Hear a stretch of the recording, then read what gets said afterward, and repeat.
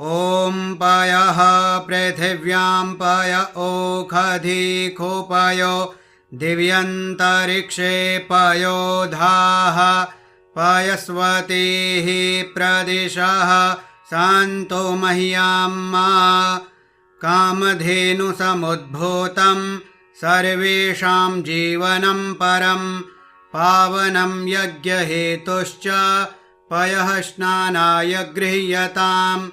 भगवते श्रीसाम्ब सदाशिवाय नमः।